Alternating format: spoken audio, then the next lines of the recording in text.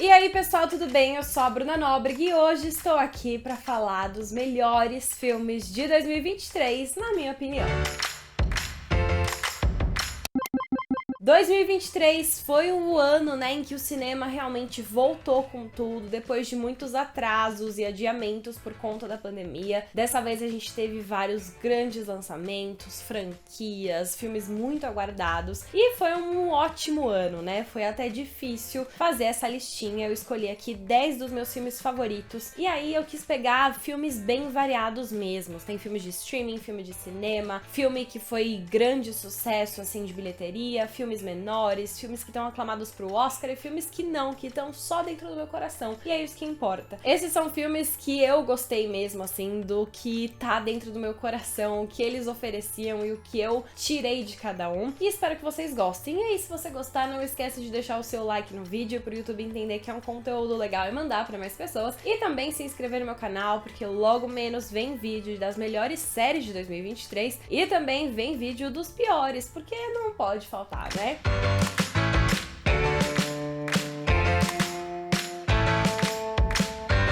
Bom, bora começar essa lista dos melhores de 2023 e lembrando que eles não estão ranqueados. Isso aí já seria muito difícil para minha capacidade, então eu apenas coloquei eles aqui nessa lista conforme eu ia lembrando para formar os 10. Então eles não têm uma ordem, mas os 10 estão no meu coração. E eu já vou começar falando com um bem óbvio que seria difícil não estar nessa lista, que é Barbie, né? Um filme muito aguardado, que tem um elenco incrível e é um filme perfeito, assim. Ele tem todas as camadas que eu esperava e ainda assim surpreendeu. Então ele é lindo, ele tem todo aquele aspecto da Barbie que a gente espera, o rosa, os cenários, tudo que me remete a brincar de Barbie também quando eu era criança, então ele traz a nostalgia, mas ao mesmo tempo ele tem aquela história que vai subvertendo tudo que a gente conhecia e se questionando muito sobre o mundo da Barbie, mas também a sociedade atual que a gente vive. Então fez refletir, trouxe nostalgia e ainda trouxe atuações incríveis de Margot Robbie e Ryan Gosling, cenas engraçadíssimas com o resto de elenco que também, assim, era incrível, Simu Liu, a gente tinha América Ferreira, participações especiais de John Cena, Dua Lipa, assim, uma galera intensa e uma trilha sonora maravilhosa, né? Tão maravilhosa que a gente tem, por exemplo, 3 músicas do filme indicadas ao Grammy, ao Globo de Ouro, Billie Eilish aí arrasando, Dua Lipa também e, claro, I'm Just Ken. Então foi um filme, assim, que marcou não só o cinema, mas toda a cultura envolvida nisso, né? Da gente ir pro cinema vestido de rosa, foi muito legal viver, então não podia faltar nessa lista. Em segundo lugar, vou falar de um filme de herói por aqui, fazer um pouco diferente, né? 2023 com certeza não foi o ano dos filmes de herói, a gente teve muitos desastres aí, muitos filmes que não agradaram em nada, filmes que eram mais do mesmo, que podiam até ser divertidinhos dentro do seu universo ali, mas que não chegaram trazendo o que os filmes de herói traziam antigamente. Mas eu quero falar aqui sobre Guardiões da Galáxia Volume 3, porque foi o encerramento, de certa forma, da história dos Guardiões da Galáxia e ele teve uma história muito redondinha e é um filme que, além deles serem heróis e salvarem o mundo e usarem os poderes, ele traz muito emocional. E eu acho que isso foi o que pegou bastante do filme, né? Como ele aborda cada cena, como a conexão dos personagens é muito intensa e como mesmo no final eles ainda conseguiram focar a história num personagem não novo, mas num personagem que a gente não conhecia tanto, que era o Rocket, e descobrir mais sobre ele e as origens e como isso é importante não só para a história dele, como para a história dos Guardiões em si. Então foi tudo muito amarradinho. Foi um filme que comoveu, então não podia deixar de falar sobre ele aqui. Mas eu falei que foi um ano difícil para os filmes de herói, mas tem 2 na minha listinha. Porque assim como eu não podia deixar de falar de Guardiões da Galáxia Volume 3, eu também não tenho como não mencionar aqui Homem-Aranha através do Aranhaverso. Esse filme é a sequência do filme Homem-Aranha no Aranhaverso, que veio aí no passado, que já foi uma animação incrível, que trouxe uma história que a gente queria saber mais, que já brincava com o multiverso e principalmente numa animação muito criativa, né? Que estimula a gente a saber mais e que cada tipo de animação envolve um mundo diferente. E eu sinto que tudo que foi bom em Homem-Aranha no Aranhaverso, Homem-Aranha através do Aranhaverso universo expandiu. Então, assim, a gente soube mais sobre mundos diferentes. Todas as animações que a gente já conhecia também ficaram ainda mais criativas, ainda mais coloridas, ainda mais cheias de conceito, cada uma trazendo uma coisa nova e você entendendo onde cada uma se encaixa ali, a quantidade de Homens-Aranhas misturados e outras animações e como eles conseguiram colocar tudo isso dentro da história e você continuar torcendo pelo Miles Morales, pela Gwen. Então, assim, todos os personagens ali foram muito importantes e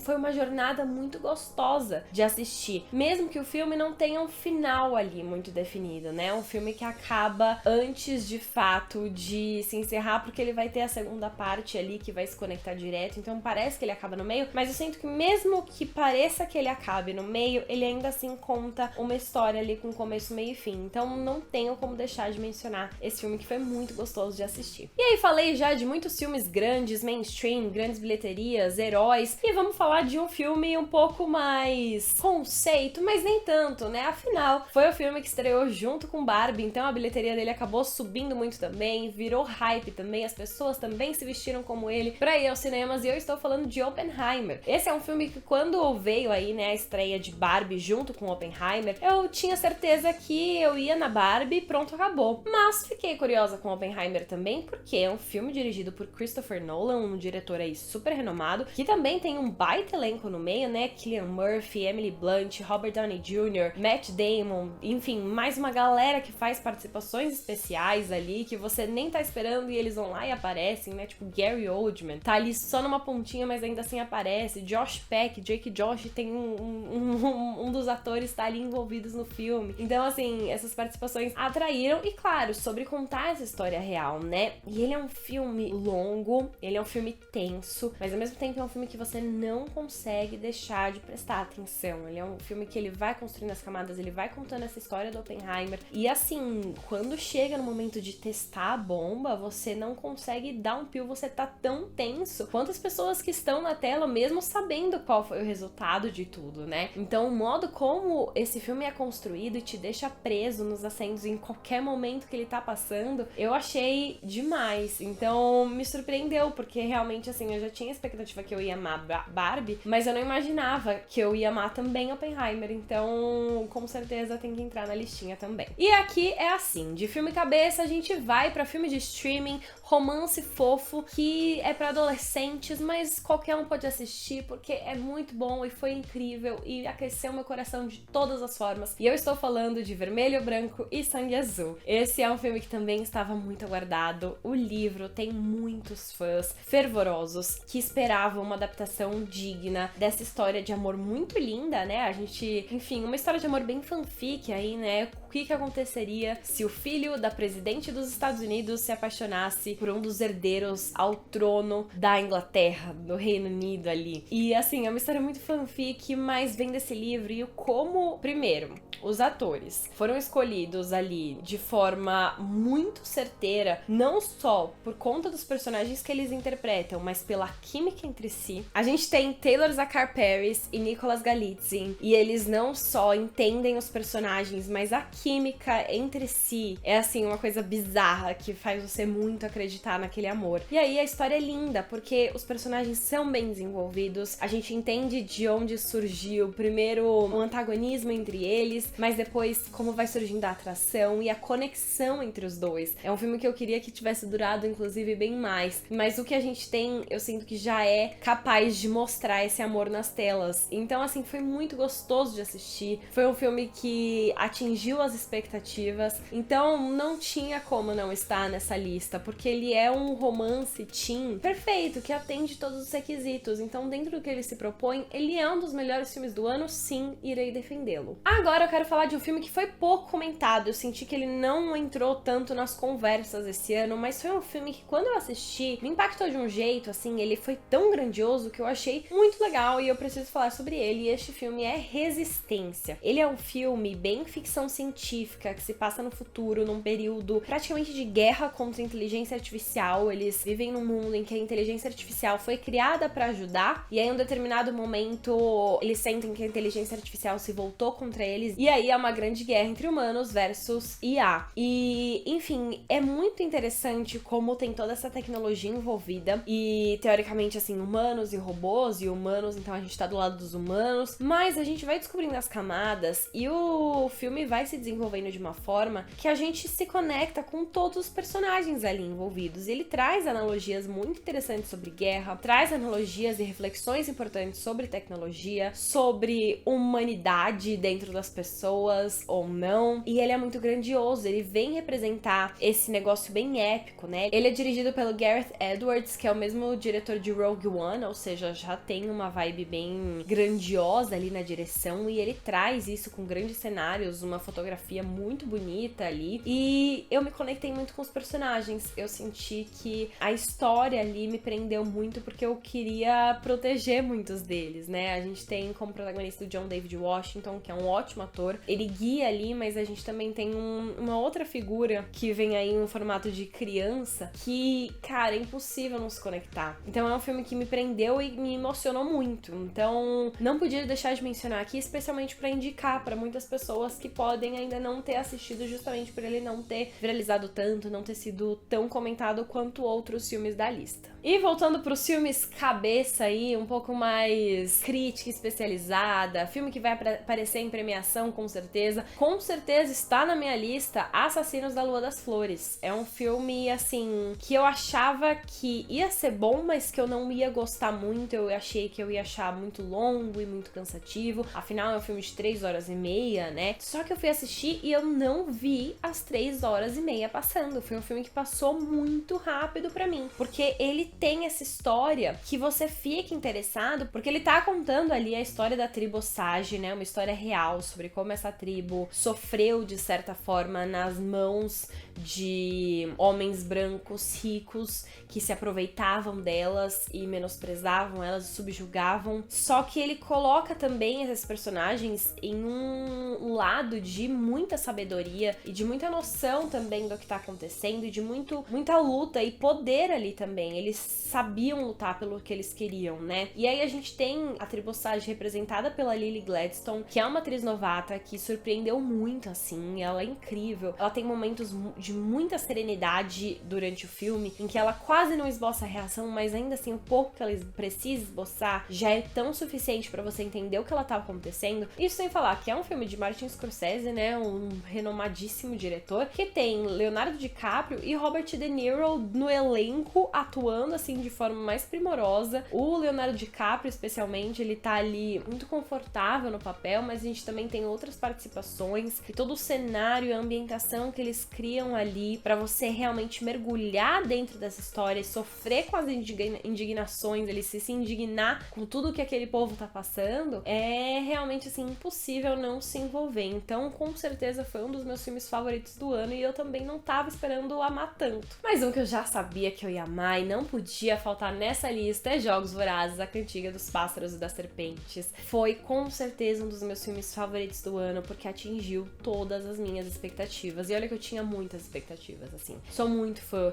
de Jogos Vorazes, de toda a saga. Li e reli os livros. O quarto livro, né, o livro da Cantiga dos Pássaros e das Serpentes, quando lançou, foi uma coisa que, nossa, revolucionou minha cabeça. Eu não conseguia parar de falar e pensar sobre ele. E aí, quando veio, né, quando eu terminei de ler, já tinha notícia de que ia ter uma adaptação, e eu já estava super nervosa, com altas expectativas sobre o que ia sair dali. E aí o filme foi lançando alguns teasers e eu tava com muito medo de dar errado. Mas aí começaram a sair primeiras impressões positivas, e aí fui assistir. Realmente, assim, eu achei uma adaptação incrível. Ele traz todos os detalhes que estão no livro pra você entender mais sobre o Snow, e pra mim uma coisa essencial dessa história é que ela não tá ali só pra continuar gerando dinheiro em cima de uma saga lucrativa, sabe?